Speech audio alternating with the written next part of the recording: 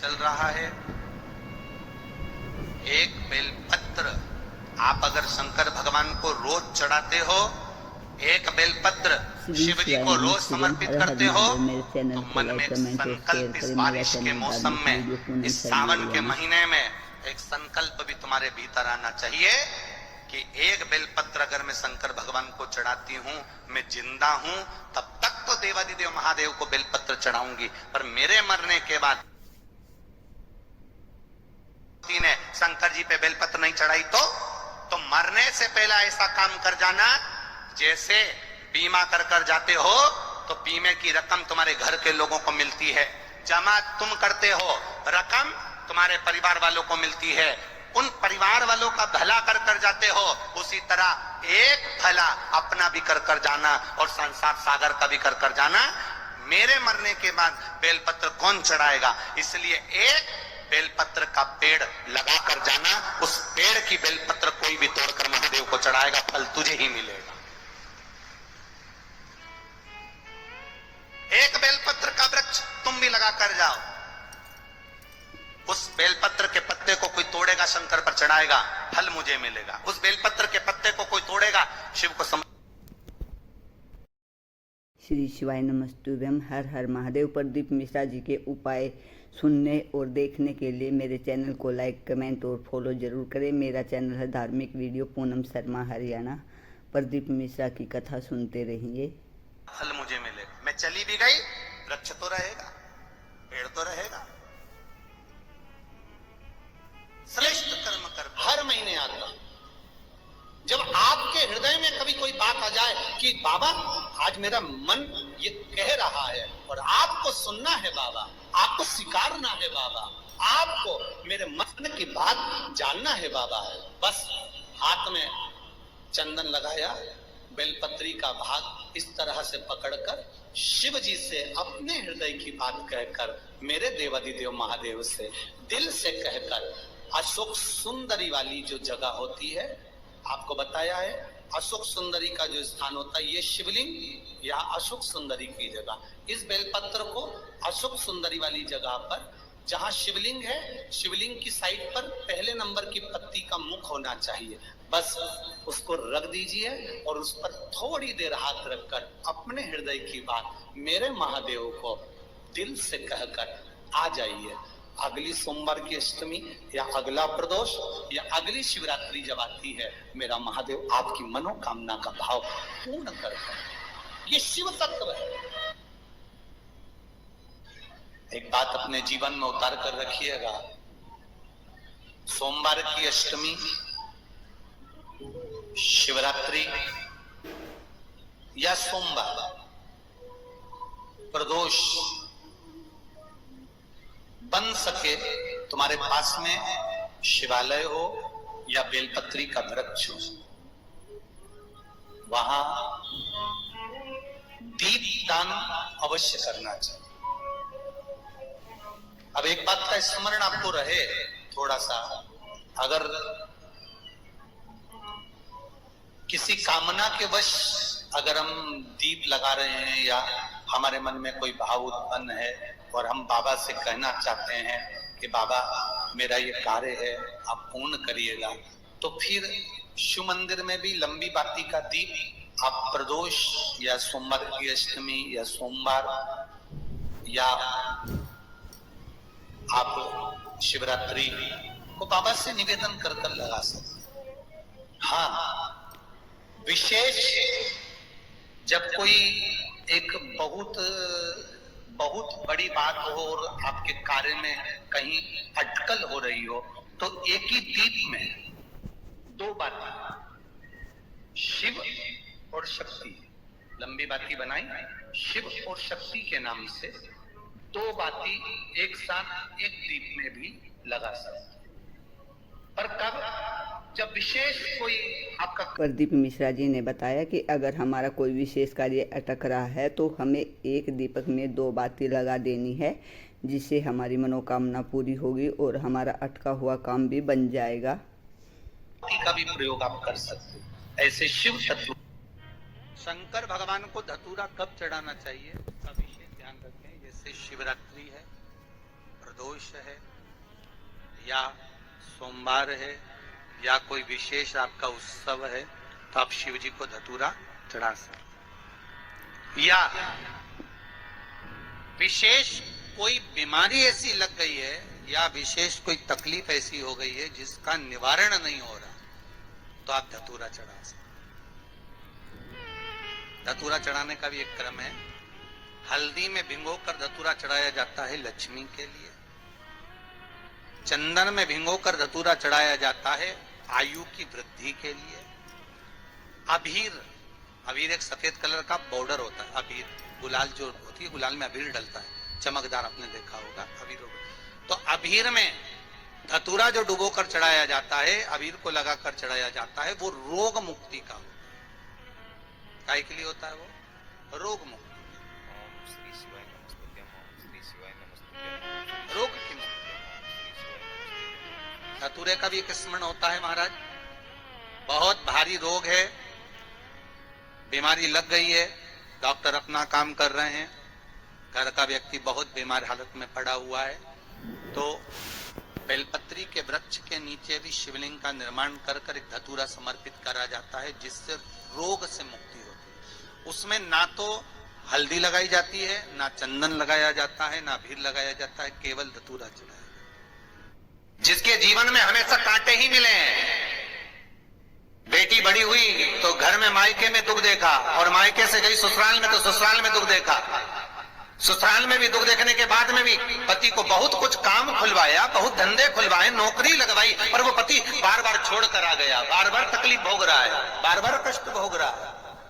फिर थोड़े दिन काम करता है, थोड़े दिन छूट जाता है, फिर व्यापार में बढ़ता है, फिर समय 3 दिन में जो शूल मुझे समर्पित करता है उसके जीवन से मैं शूल हटा देता हूं। वो 3 दिन लिखे स्कंद पुराण।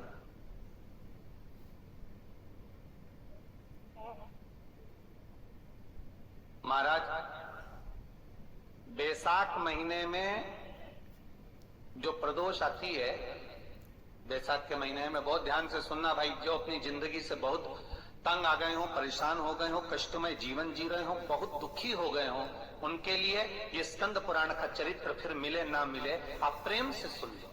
आओ, पहला बैसाख महीने की प्रदोष, चाहे वो शनिचरी प्रदोष हो, चाहे रविवार की हो, सोमवार की हो, मंगल की हो, बुधवार की हो, गुरुवार की हो, शुक्रवार की हो, शनिवार की हो, कोई भी वार की हो, पर बैसाख महीने की प्रदोष, प्रदोष काल में शाम का समय सूर्य डूब रहा हो, बस डूबा ही हो, और उस समय पर सूर्य के डूबन के तुरंत बाद मेरे चैनल को लाइक कमेंट और शेयर करें। मेरा चैनल है धार्मिक वीडियो पूनम शर्मा हरियाणा। बेलपत्री के वृक्ष के 7 कांटे बाबा के शिवलिंग पर समर्पित करे जाते हैं महाराज, अपनी जिंदगी में अड़चनों को हटाने के लिए। फिर आप जिस व्यापार में उतरे, जिस व्यवसाय में उतरे, जिस नौकरी में उतरे, आप दिल से करें, आपको तरक्की मिलेगी। आप हार नहीं सकते, नीचे नहीं आ सकते, उन्नति पर ही चढ़ेंगे। एक वैशाख मास की प्रदोष, दूसरा शिवरात्रि के दिन मध्याह्न का समय महाराज,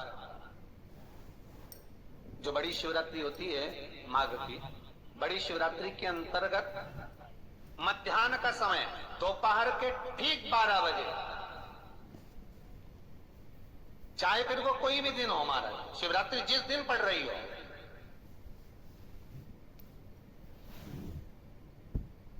उस दिन भी धतूरे के साथ बाबा को 7 कांटे बेलपत्री के वृक्ष के समर्पित होते हैं महाराज।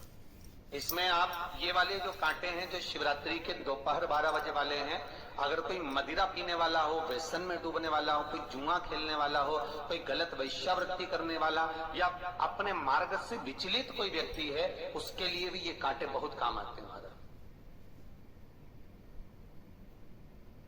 दूसरा, पार्वती, तेरे द्वारा तेरे नयन अश्रु से जो प्रगटा हुआ बेल का वृक्ष है, द्वितीय शूल मैं वहां धारण करता, तृतीय शूल, तीसरा शूल, करा गया। महाराज, भगवान श्रावण के महीने में जो भी दूसरा सोमवार पड़े, जो भी पड़े, श्रावण के महीने का जो दूसरा सोमवार होता है, उस दूसरे सोमवार में रात्रि के समय पर, अर्थात शास्त्र अब घड़ी और पल का स्मरण करेंगे तो रात्रि के बजेंगे 10 से 12 बजे, महाराज 10 से 12 के बीच में धतूरे के साथ बाबा को शूल समर्पित होता है। महाराज, ये भी हमारी बाधाओं को, हमारी तकलीफों को, व्यापार व्यवसाय के लिए, नौकरी सर्विस के लिए, बहुत सारे एग्जाम में आप बैठ लिए, गवर्नमेंट एग्जाम के लिए बैठ लिए, नहीं हो रहा, ये 3 बार मेरे शंकर को बेलपत्री के वृक्ष के शूल समर्पित होते हैं, उसका आनंद पाना और उससे अपने को सुख प्राप्त करना।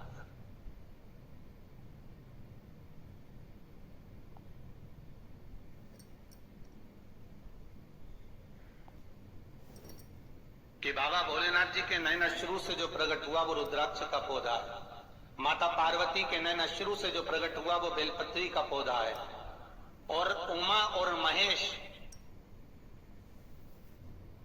जिस महेश के वंशज है महेश्वरी, जिनकी 12 धाम प्रगति है भगवान महेश के द्वारा, वो महेश और उमा और महेश का जो चरित्र है कि उमा और महेश का जब प्रागट्य हुआ, उमा और महेश जब दोनों आनंद में विभोर होकर जब चलते हैं और दोनों के बैठने से तप मुद्रा से जो पौधा उत्पन्न होता है वो शमी का पौधा, शमी का पौधा। तो एक बात ध्यान रखिए, शिव जी के द्वारा जो निर्मित हुआ उसमें कोई शूल नहीं है, उसमें कोई कांटे नहीं है। पार्वती के द्वारा जो निर्मित हुआ बेलपत्री का पौधा, उसमें कांटे हैं, और पार्वती के मिलन से भी जो उत्पन्न हुआ है शंकर के साथ में, उसमें भी कांटे हैं, शमी के पौधे में भी कांटे, शमी के वृक्ष में भी कांटे। तो पार्वती जी स्कंद पुराण में प्रश्न कर रही हैं भोलेनाथ जी से कि प्रभु मुझे ये बताओ कि आपके द्वारा जो निर्मित हुआ उसमें शूलता नहीं है, पर मेरे द्वारा जो निर्मित हुआ उसमें शूल क्यों आया, उसमें कांटा क्यों आया? थोड़ा सा माताओं, मेरी जीजियों, आपको थोड़ा बुरा तो लगेगा इस प्रसंग को सुनकर, पर लग जाए, पर आज कथा निकली है तो सुन लो है? कि शिवजी जिस रुद्राक्ष को उत्पन्न कर रहे हैं उसमें शूलता नहीं है, पर पार्वती जी जो संग में मिली हैं उसमें भी शूलता है, और पार्वती के द्वारा जो प्रकट हुआ बेलपत्र उसमें भी शूलता है। तो भगवान महादेव बोलते हैं, पार्वती मैं तुझे कुछ कहूं और कहने पर तुझे तेरे हृदय में।